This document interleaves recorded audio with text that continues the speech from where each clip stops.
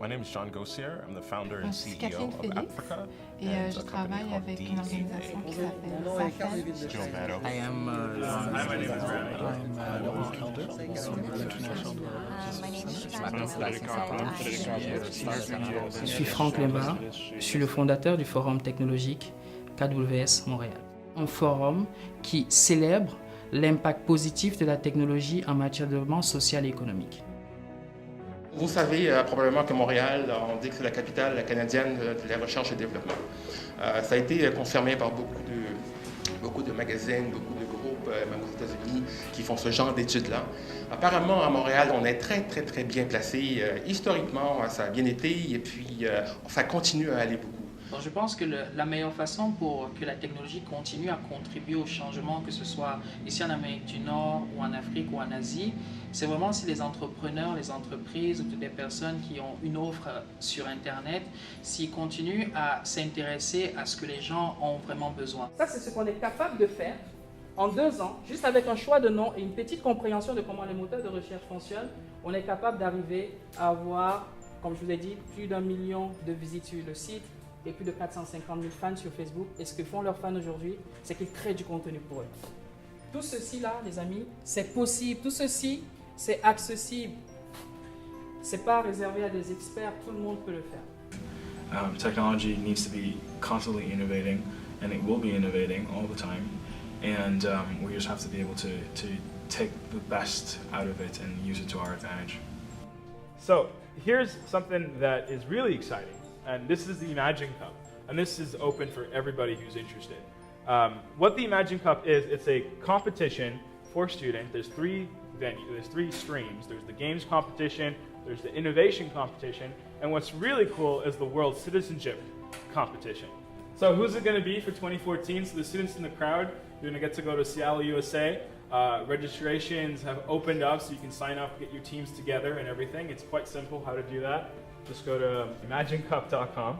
My name is Jean-Gabriel Couault, and thank you to Team KWS for hosting this event.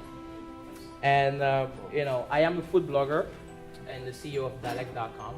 What is Dalek? Dalek is a digital platform who is aiming to promote the wonders of Afro-Caribbean cuisine to the world.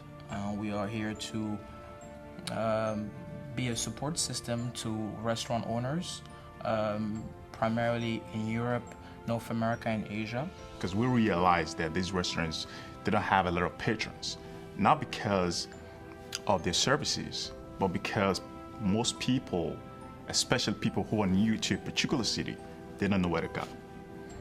We actually founded this company on that concept, the ability for people to have a place to go online and have a resource,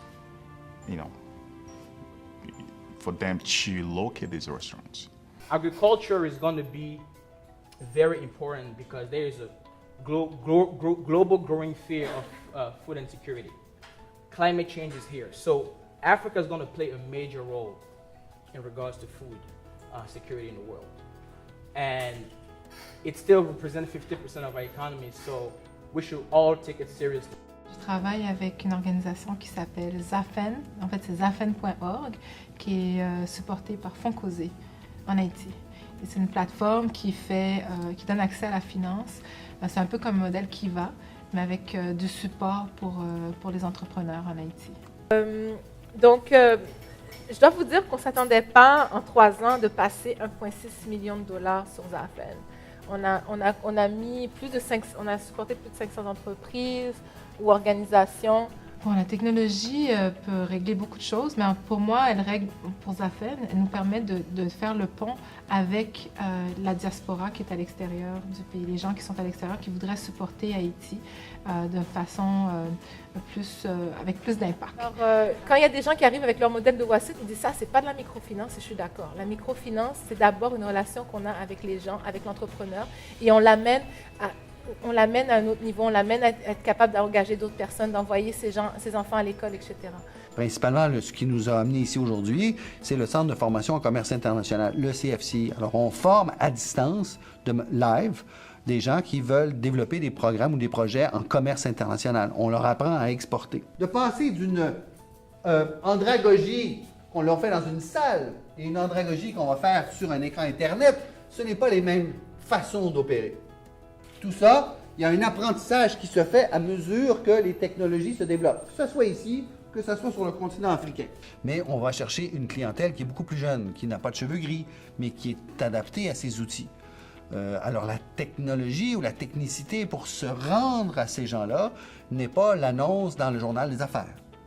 C'est vraiment se servir des structures du web qu'on appelle 2.0. En fait, on est rendu déjà au web 3.0, mais peu de gens en parlent, où on réussit à créer ce qui fait que lorsque les gens cherchent ce qu'on a à offrir, viennent avant tout chez nous. Évidemment, l'accès, la bande passante est un élément important.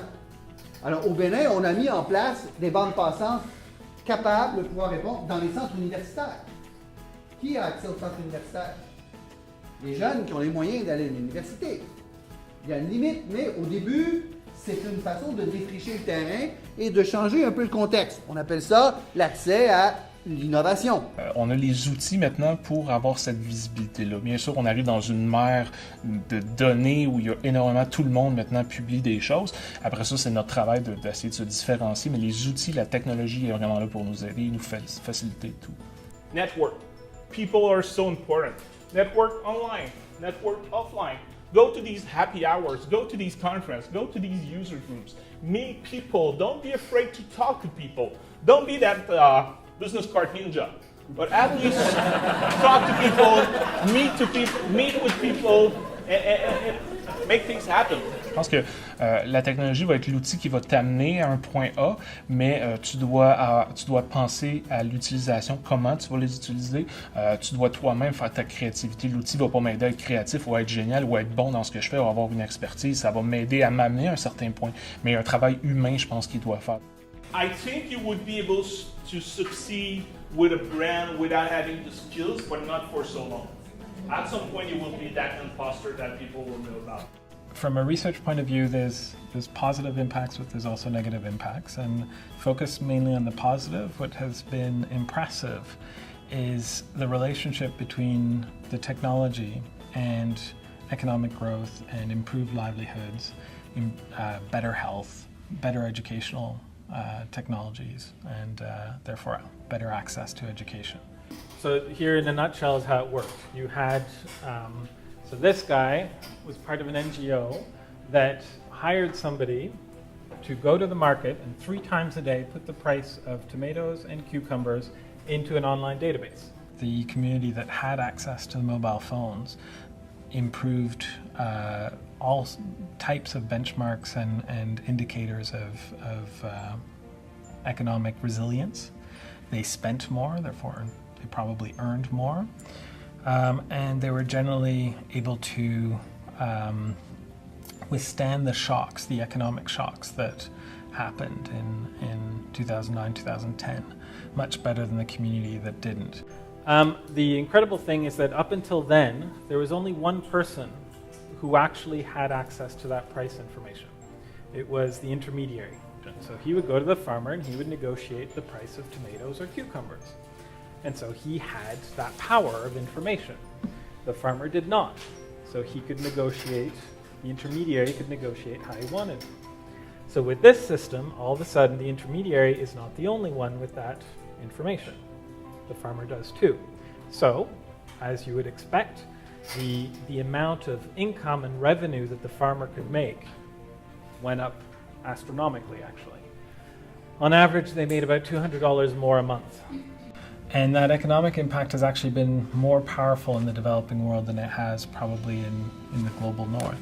Souvent, je dis, LinkedIn, ce n'est rien d'autre qu'un gigantesque 5 à 7, où 97% des recruteurs se promènent, un petit verre à la main, 40 heures par semaine. En général, on travaille beaucoup plus que ça, n'est-ce pas Sébastien? Et je dis 24 heures sur 24 parce qu'il y a toujours un recruteur qui est connecté sur LinkedIn quelque part sur cette planète. Un recruteur ou un chasseur de tête comme nous. Le recrutement est bouleversé par les médias sociaux. Les médias sociaux. Ça rend mon métier beaucoup plus intéressant, ça rend la relation avec les candidats différente parce que avant on avait un CV quelque chose d'anonyme, une feuille de papier, et maintenant on a des personnes. On peut connaître leurs passions, on a des personnalités, et on n'a pas juste des candidats. Je rencontre quelqu'un en entrevue, 60 à 70% certain que la personne va être un bon fit pour le poste. Je vais vérifier au niveau de ses références, je vais regarder ses pages des réseaux sociaux, je vais faire un 360 du profil qui se trouve devant moi. Je risque d'être à un 80% d'exactitude. Ensuite de ça, je vais faire passer des tests techniques directement liés au poste. Je vais commencer à être à du 90% de certitude. Il y a un 10% de marge d'erreur. C'est beaucoup plus efficace, beaucoup plus rapide. Ça permet au candidat aussi de maintenir sa candidature à jour, peu importe le nombre de temps où est-ce qu'il va être, si on veut considérer dans un processus ou à l'intérieur d'une base de données d'une entreprise. Donc, les différents CV papier maintenant, je vous dirais, sont voués à disparaître. Les boîtes de courriel pour récolter candidatures aussi. Les systèmes de gestion de candidature permettent aux candidats de garder leur candidature à jour dans le temps, puis de pouvoir appliquer plusieurs fois à l'intérieur d'une même compagnie sur différents postes. Nathalie, vas-y. Je l'ai pratiqué toute la semaine, j'ai échoué. Donc, 90 sur 100 des fortunes qui sont inscrites au Fortune 100 sont sur LinkedIn. 77% des embauches se font sur LinkedIn. Et 48% des recruteurs qui postent sur les médias sociaux ne postent nulle part ailleurs que sur LinkedIn. Donc, soyez sur LinkedIn. Voilà, je prends aucune question sur ça. So there's many different ways technologies can be used. If we're speaking about mobile phones specifically, which is my area of interest, they could be used to improve social engagement and get people really thinking about their health care, right? They carry their phones with them 24 hours a day. They sleep with them, go to the washroom with them. So how can we get them to use that phone to improve their health? So now there was a boom, right? I would say in the late 2000s, early 2000s, excuse me, when the iPhone came out specifically. And there are over 15,000 health and wellness apps. So for somebody who's really sick and you go onto the Apple Store or Android store, I mean, how do you know which one is actually clinically relevant? Like somebody said, maybe it's somebody in their garage who built something, which is great, right? That's how some great ideas are born, but how is this actually going to help my health? So we recently worked with the Heart and Stroke Foundation of Canada to develop an app that would reach patients or users who are 18 to 35 years old. And the approach was that they should only be in the app for 10 seconds. So we created an app that offers them day-to-day tips and challenges that they commit to and complete. And ideally, they should just get in, read that tip, close the phone, and walk away with something simple and easy to do, and hopefully impactful. And lastly, it needs to be social. A lot of these patients who are dealing with chronic diseases feel isolated. They're sent home after ER appointments and have no way of communicating with the outside world. So we can really use social media, text messaging, the internet to promote these type of behaviors.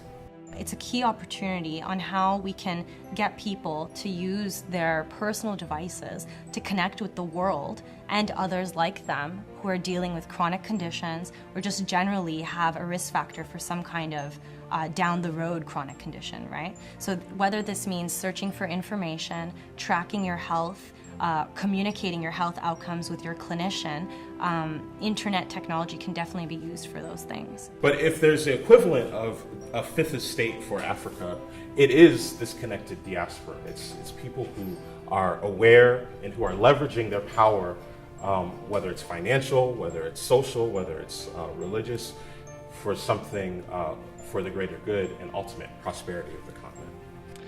So with Africa, we help multinational companies do business in Africa, reach African consumers, do market research, etc. With D8A, it's a global design and innovation firm. So when I think about where things are going to go, I can't help but think about the diaspora and how much wealth exists within the African diaspora. Now, when I talk about the African diaspora, I'm not talking necessarily about ethnicity, I'm not talking about race, I'm not talking about your nationality. I'm talking about the diaspora as it exists throughout the world, people who recognize themselves as being from Africa. So I like to think about it like this. When you look around the world, when you think about where growth is coming from, where jobs are coming from, etc., it's overwhelmingly technical work. Things that were once manual labor are now becoming automated. Things that were once the jobs of humans are becoming digitized, and they go onto digital records instead of human records. My personal vision for technology is that it's really something that's going to enable us and empower us to overcome the challenges that we're going to face in the future. Maintenant, les recruteurs en 2013 n'ont plus le choix d'utiliser les différentes technologies, autant pour faire connaître leur marque employeur, leurs différentes compagnies, faire connaître leurs postes qui sont présentement ouverts, que d'approcher directement les candidats. Cette personne-là, maintenant, ses talents sont révélés. Donc c'est ça que je trouve extrêmement positif. Pour nous, la technologie, ça a été vraiment une façon de rejoindre plus de 1500 personnes qui avaient un intérêt pour l'entrepreneuriat haïtien. Je pense que la technologie peut vraiment améliorer les choses déjà par ses propres caractéristiques, en ce sens qu'elle touche plusieurs personnes dans plusieurs régions du monde très rapidement. It would seem that information about the spread of disease has greatly improved thanks to investments in technology in this area. We live in a world that's, I would say, more connected now because of technology. Les gens s'expriment, le débat a lieu et on souhaite que tout à l'heure la conclusion soit adaptée à ce que la société veut. Et on travaille tous ensemble en équipe et c'est la technologie qui nous permet de communiquer, qui nous permet d'être une équipe, qui nous permet de travailler même si on n'est pas physiquement au même endroit. We have the tools we need to make great things happen. They just haven't been used properly. So I would suggest before we go create new technologies, we try to best use what we have instead of adding more noise to the system. L'aventure se poursuit sur les réseaux sociaux. Nous invitons à nous suivre sur Twitter, Facebook et on espère vous voir l'année prochaine.